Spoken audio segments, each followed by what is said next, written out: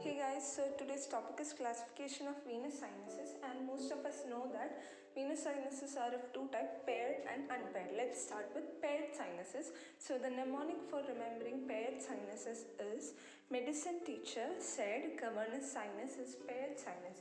It's very easy to remember. Most of us know cavernous sinus is paired sinus. So medicine teacher said cavernous sinus is paired sinus. So let's now see this in the elaborated form. So M, that is medicine for middle meningeal sinus, T for transverse sinus, S for sigmoid sinus, C for cavernous sinus, S for superior petrosal sinus, I for inferior petrosal sinus, P for petrosquamous sinus, and S for sphenoparietal sinus.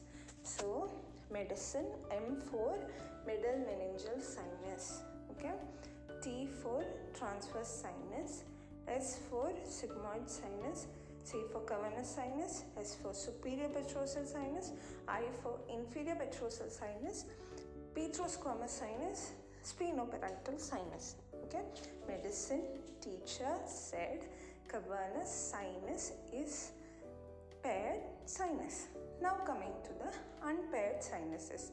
The mnemonics for remembering unpaired sinuses is, and she said basilar plexus is 1.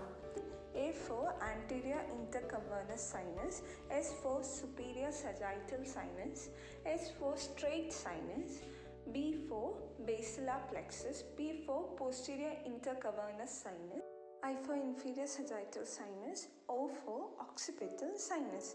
So, and she said basilar plexus is 1. Okay, that is what is the explanation is for. And she said basilar plexus is 1. Okay, remember that mnemonic. Okay, that is it, guys. Don't forget to like, subscribe, and please click on the bell icon for further notifications, and do follow us on Instagram at Bibliodent. Thank you.